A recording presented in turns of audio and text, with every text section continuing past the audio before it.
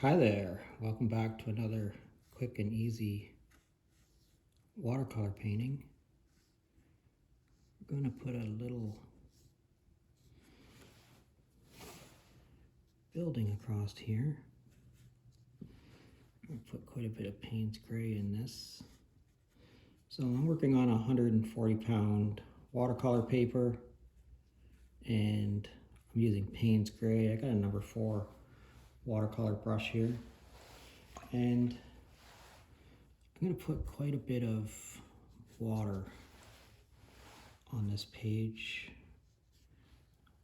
I can see in the camera here, it looks like it's showing up pretty good. So we're going to just touch that water. I'm going to keep picking up more water. I'm just going to touch that water onto that paint. And I'm looking for it to bloom up into sort of some tree structures. So I'm going to make some shapes that are sort of, tree-like. And I'm going to go back and I'm going to pick up my Payne's gray. And I'm just going to drop it into this water right along this line. And we're going to let it bleed to wherever it is it wants to bleed to.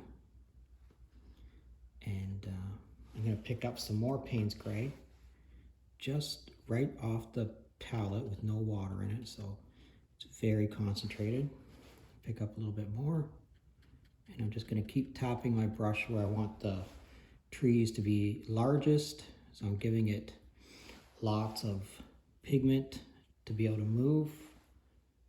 And do a little bit more there.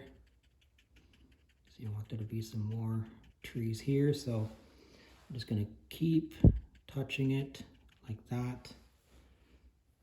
Okay, just keep touching it. And then I'm going to go back to my Payne's gray here. And I'm just going to touch this a little bit across here. And a little bit across there. And I'm going to try to not touch that patch up there, all right? And again, I'm going to get a little bit more water. I'm just going to try to touch some of this, get this to bleed out of there into some other areas. Like that. Okay, you can see how that water is wicking up into that. That's kind of cool.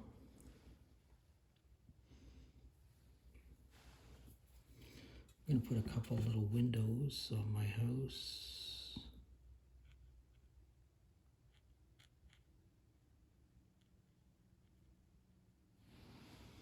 Just like that. We're going to let that paint continue to go wherever it is that it wants to go to. You can see how it's still fairly wet there, so it continues to draw the paint up. So this is a really good example of, it's a quick little, I'm about 3 minutes and 30 seconds in. So one color, just Payne's gray, just allowing it to bleed out of areas of high concentration into areas of low concentration. And yeah, we're going to let that just do its own thing, and we'll come back and look at it in a second. All right, so that took about 30 minutes for that to dry, and it's fully dry, but you can see like in the Payne's gray where the blue split out of the Payne's gray, and you have some of this blue highlight along there and along here. You see where this water bled up into there? I mean, you can't make that if you tried to. I think I'm going to leave this one perfectly alone. There's nothing more I can do to this. Anything I do to this is, not going to make it any better. So that's one of the things to learn about stuff like this is when to stop. If you say, I can't make this any better, then it's probably time to stop. All right, thanks for watching today. I really appreciate you. If you're currently a subscriber, thanks for subscribing. And if you're not currently a subscriber, please consider subscribing to my channel. If you have a question or comment, please leave it in the comments section. I always love hearing from everybody. I want to know where people are from. So yeah, leave me a question or a comment.